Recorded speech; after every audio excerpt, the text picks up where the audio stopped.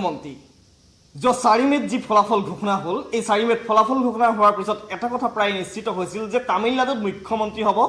বিজয় থালাপতি সুপাৰষ্টাৰ বিজয় থালাপতি যি ধৰণে তেওঁলোকে চমকপ্ৰদ সাফল্য লাভ কৰিলে প্ৰথমবাৰৰ কাৰণে বিধানসভা নিৰ্বাচনত প্ৰতিদ্বন্দ্বিতা কৰি 108খন আসন লাভ কৰিলে আৰু সকলোৱে ভাবিলে যে তামিলনাডুৰ মুখ্যমন্ত্ৰী হ'ব এইগৰাকী সুপাৰষ্টাৰ বিজয় থালাপতি কিন্তু এতিয়া বিজয়ৰ এই যে বিজয় যাত্ৰা এই যাত্ৰাত কৰবাত নহয় কৰবাত যেন বাধাৰ সন্মুখীন হৈছে ইয়াৰ আঁৰত থকাৰ যি কাৰণ হৈছে কাৰণ এইটোৱেই যে 234খন আসন আছে বিধানসভা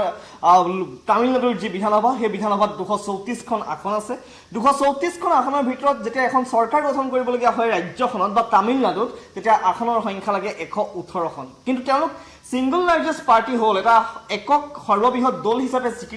স্বীকৃতি লাভ কৰিলে ঠিকই এইবাৰ নিৰ্বাচনত কিন্তু যি 118খন আসন লাভ কৰিব লাগিছিল চৰকাৰ গঠনৰ বাবে সেই প্ৰয়োজনীয় 118খন আসন লাভ নকৰিলে পৰিৱৰ্তে টিভিকে অৰ্থাৎ বিজয় থালাপতিৰ যিটো দল টিভিকে লাভ কৰিলে 108খন আসন অৰ্থাৎ 10খন মেজৰিটি যিটো সংখ্যাগৰিষ্ঠতাৰ বাবে 10খন আসনৰ পৰা তেওঁলোক পিছ পৰি থাকিল বা 10খন আসন তেওঁলোকৰ বাকি থাকিল পাবৰ বাবে অৰ্থাৎ 118খন আসন পোৱা হলে নিশ্চিন্ত মনে চৰকাৰ গঠন কৰিব পাৰিলেহেঁতেন কিন্তু তেওঁলোকে নাপালে তেওঁলোকে পালে 108খন আসন এই 108খনৰ পিছত যে 118খন আসনৰ বাবে প্ৰয়োজন সাপোৰ্ট কাৰোবাৰ পৰা হয়তো তেওঁলোকে সমৰ্থন ল'ব লাগিব তাৰ 5খন আসনৰ বাবে সাপোৰ্ট লাভ কৰিলে সমৰ্থন লাভ কৰিলে কংগ্ৰেছৰ পৰা কালিৰ দিনটোত কংগ্ৰেছে তেওঁলোকক সমৰ্থন জনালে যে আমি চৰকাৰ গঠন কৰিলে আমি সমৰ্থন জনাম অৰ্থাৎ আমাৰ যি 5 গৰাকী বিধায়ক কংগ্ৰেছৰ পৰা 5 গৰাকী যি নিৰ্বাচিত হোৱা বিধায়ক এই 5জন বিধায়কে তেওঁলোকক সমৰ্থন জনোৱাৰ কথা ক'লে ইয়াৰ পিছতো কিন্তু কমি থাকিল আৰু 5জন বিধায়ক এই 5জন বিধায়ক কমি থকাৰ বাবে এতিয়াও আজি পৰ্যন্ত আজি যদিও তেওঁ শপত গ্ৰহণৰ আজিয়ে কৰাৰ কথা আছিল বিজয় থালাপতি কিন্তু আজিও শপত গ্ৰহণ কৰিব নোৱাৰিলে কালিৰ দিনটোতো তেওঁ তামিলনাডুৰ যি ৰাজ্যপাল বিশ্বনাথ আৰ্লেকাৰৰ ওচৰলৈ গৈছিল আৰু বিশ্বনাথ আৰ্লেকাৰে ক'লে যে সংখ্যাগৰিষ্ঠতা প্ৰমাণ কৰক আৰু প্ৰমাণৰ পিছত শপত গ্ৰহণ কৰক ঠিক অনুৰূপ ধৰণে আজিৰ দিনটোতো বিজয় থালাপতি পুনৰ গৈছিল ৰাজ্যপালৰ ওচৰত চৰকাৰ গঠনৰ যি প্ৰস্তাৱ বা যিটো দাবী সেই দাবী উত্থাপন কৰিবৰ বাবে কিন্তু আজিৰ দিনটোতো কিন্তু যিগৰাকী তামিলনাডুৰ ৰাজ্যপাল বিশ্বনাথ আৰ্লেকাৰে একেটা কথাই ক'লে যে আপোনালোকে প্ৰথমতে আপোনালোকৰ সংখ্যাগৰিষ্ঠতা প্ৰমাণ কৰক 118জন যি বিধায়কৰ সমৰ্থনৰ প্ৰয়োজন সেই 118জন বিধায়কৰ সমৰ্থন প্ৰথমতে ইয়াত হস্তাক্ষৰ দেখুৱাওক আৰু তাৰ পিছত শপত গ্ৰহণ কৰক এটা ৰাজ্যপালগৰাকীৰ এই যি কঠোৰ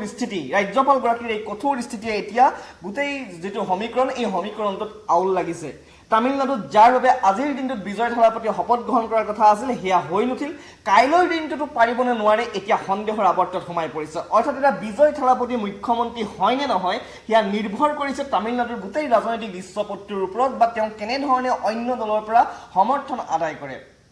এইখিনিতে উল্লেখনীয় বিষয়টো হৈছে যে যি ৰাজ্যপালগৰাকীৰ যি স্থিতি ইয়াক লৈ কিন্তু এটা ৰাজনীতি হৈছে বুলি বহুতে কৈছে যে ৰাজ্যপালগৰাকীয়ে প্ৰথমতে তেওঁলোকৰ সংখ্যাগৰিষ্ঠতা প্ৰমাণ কৰাতকৈ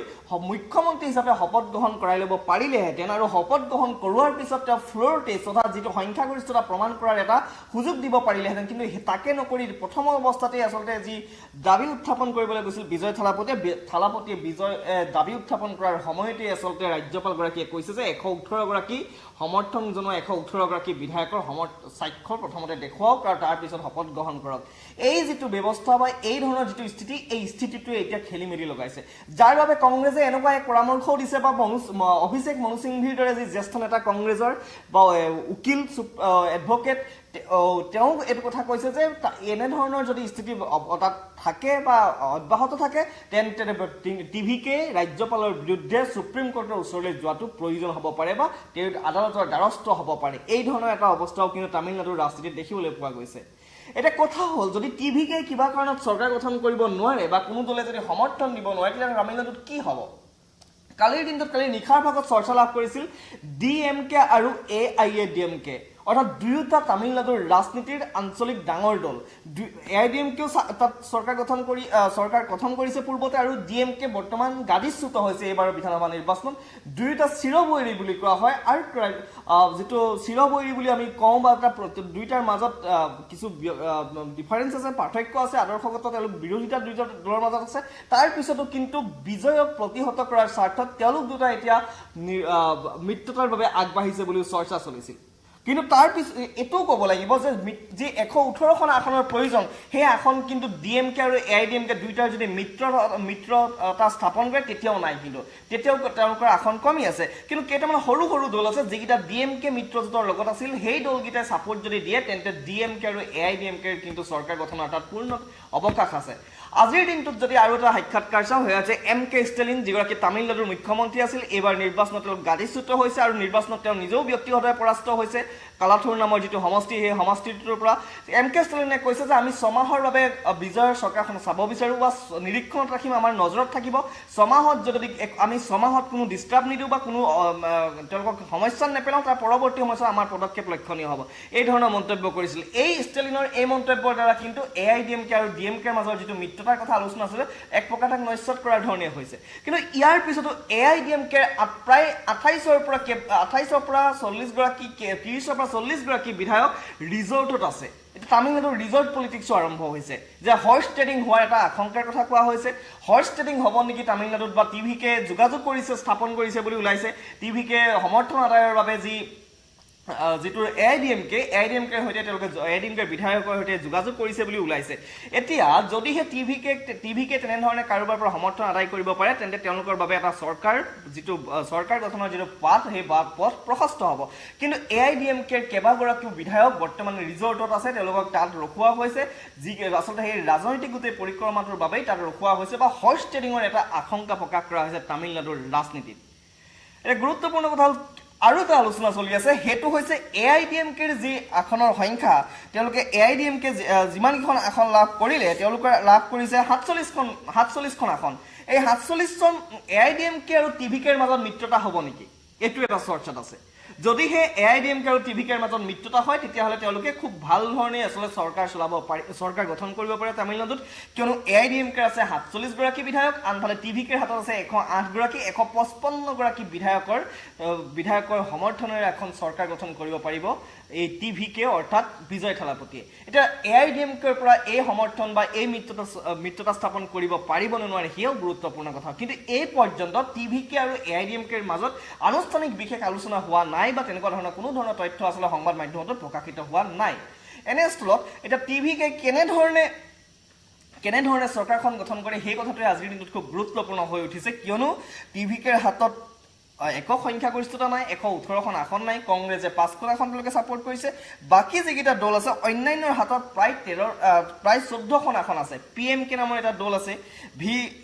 VCK নামৰ এটা দল আছে। এই দলকেইটাৰ যদি সমৰ্থন কিবা কাৰণে আদায় কৰিব পাৰে, তেন্তে বিজয় থালাপতি মুখ্যমন্ত্ৰী হ'ব, অন্যথা কিন্তু বিজয় থালাপতি আজিৰ দিনত মুখ্যমন্ত্ৰী হোৱাটোৱে আজিৰ দিনত কঠিন হৈ পৰিছে। অৰ্থাৎ বিজয়ৰ যি চমকপ্ৰদ সাফল্য বা এই চমকপ্ৰদ বিজয়, এই বিজয়ৰ পিছত কিন্তু এতিয়া মুখ্যকেন্দ্ৰিক কিন্তু যিটো আলোচনা বা মুখ্যমন্ত্ৰী যে কেতিয়া শপত গ্ৰহণ কৰিব, এই কথাবিলাকত এক প্ৰকাৰ বিধি পথালি দিছে সংখ্যা নথকাৰ বাবে। এটা সংখ্যাৰ গেম আৰম্ভ হৈছে তামিলনাডুত, আৰু ইয়াত কোনে কেতিয়া কাৰ লগত মিত্ৰতা কৰে, সেয়াও এতিয়া খুব আলোচনাৰ বিষয় হৈ পৰিছে। অৰ্থাৎ তামিলনাডুত ৰাজনীতিৰ ৰং কেতিয়া সলনি হৈ পৰিব, DMK আৰু AIDMKৰ দৰে দুইটা আচলতে প্ৰতিদ্বন্দ্বী দল, বহু বছৰ ধৰি দুইটা দলৰ মাজত আচলতে এটা ৰাজনীতি চলি আহিছে। সেই দুটা দলো কিন্তু এতিয়া যদি কিবা কাৰণত মিত্ৰতাৰ পাশত আবদ্ধ হৈ চৰকাৰ গঠন কৰে, তাতো আচৰিত হ'বলগীয়া নাই। আৰু এয়াই হৈছে ৰাজনীতিৰ ৰং বা এয়াই হৈছে ৰাজনীতিৰ ৰূপ, এয়া তামিলনাডুত আমি দেখিবলৈ পাইছোঁ। এতিয়া বিজয় কেনেধৰণে আৰু 5 গৰাকী বিধায়কৰ সমৰ্থন আদায় কৰে, সেয়াই তেওঁৰ সন্মুখত হৈছে প্ৰত্যাহ্বানস্বৰূপ। আৰু একেধৰণে কিবা কাৰণত যদি AIDMKৰ লগত তেওঁলোকে এটা মিত্ৰতা স্থাপন কৰি চৰকাৰ গঠন কৰে, সেয়াও খুব তেওঁলোকৰ বাবে আচলতে তেতিয়া তেওঁলোকে খুব সহজতে চৰকাৰখন গঠন কৰিব পাৰিব। আৰু গুৰুত্বপূৰ্ণ আন এটা দিশ হৈছে যে DMK আৰু কংগ্ৰেছৰ মাজত মিত্ৰতা আছিল, কিন্তু এটা দীৰ্ঘ দিন ধৰি দুইটা দলৰ মাজত মিত্ৰতা হৈ আছিল। কিন্তু এইবাৰ TVK যেতিয়া উত্থান ঘটিলে বা TVK কংগ্ৰেছে সমৰ্থন জনাইছে, ইয়াৰ পিছত কিন্তু DMK এতিয়া ক্ষুণ্ণ হৈছে কংগ্ৰেছ নেতৃত্বৰ বিৰুদ্ধে। তেওঁ কৈছে যে পিছৰ ফালৰ পৰা চুৰি মৰা বুলি কৈছে, অৰ্থাৎ কংগ্ৰেছে পিছফালৰ পৰা চুৰি মাৰিছে DMKক। এই ধৰণৰ মন্তব্য এতিয়া DMK লিডাৰৰ পৰা আহিছে। অৰ্থাৎ যি ইণ্ডিয়া মৰ্চা বা যিটো ইণ্ডি মৰ্চা, যি মৰ্চাৰ অন্যতম এটা দল হ'ল DMK, সেই DMK দীৰ্ঘকাল ধৰি কংগ্ৰেছৰ সৈতে মিত্ৰতাত আছিলে। এই DMKৰ পৰা আঁতৰি কিন্তু এতিয়া TVKৰ সমৰ্থনলৈ যেতিয়া কংগ্ৰেছ গৈছে, ইয়াৰ পিছত কিন্তু কংগ্ৰেছৰ বিৰুদ্ধেও আচলতে সৰব হৈছে ডিএমকে আৰু ইয়াৰ দ্বাৰা ভাৰতবৰ্ষৰ ৰাজনীতিত যিটো বিজেপিৰ এনডিএৰ বিৰুদ্ধে যিটো ইণ্ডি মৰ্চা আৰম্ভ হৈছিল এই ইণ্ডিয়া মৰ্চাটোৰ আন এটা ভাঙন দেখিবলৈ পোৱা গৈছে তৃণমূল কংগ্ৰেছে অকলেই নিৰ্বাচন খেলিলে পশ্চিমবংগত একেধৰণে যি তামিলনাডুত ডিএমকে আৰু কংগ্ৰেছে একেলগে নিৰ্বাচন খেলিছিল ঠিকেই কিন্তু এতিয়া দেখিবলৈ পোৱা গ'ল যে যেতিয়াই ডিএমকে পৰাস্ত হ'ল বা ডিএমকেৰ মিত্ৰজোঁট পৰাস্ত হ'ল তেতিয়াই কিন্তু কংগ্ৰেছে 5জন বিধায়ক জয়ী হোৱাৰ পিছতে তেওঁলোক ডিএমকেৰ পৰা ছাইড কাটি বা তেওঁলোকৰ পৰা ফালৰি কাটি টিভিকে সমৰ্থন দিয়ে দেখিবলৈ পোৱা গৈছে এই কথাবিলাকেও আচলতে কৰবাত নহয় কৰবাত এটা যিটো ইণ্ডি মৰ্চা বা যিটো ইণ্ডিয়া গোট সেই ইণ্ডিয়া গোটত ভাঙন হৈছে আৰু এতিয়া ডিএমকে সাংঘাতিক ধৰণে কংগ্ৰেছৰ এই যি কাম বা কংগ্ৰেছৰ যিটো এই ৰাজনীতিৰ প্ৰতি তেওঁলোক ক্ষুণ্ণ হৈছে লগতে এটা কথা কৈছে যে এনেকে থাকিলে যিটো বিৰোধী মৰ্চা সেই বিৰোধী মৰ্চা নাথাকে আৰু পিছফালে থাকি চুৰি মাৰিছে কংগ্ৰেছে এনেধৰণে কংগ্ৰেছৰ বিৰুদ্ধে হৰপ ডিএমকে আৰু এই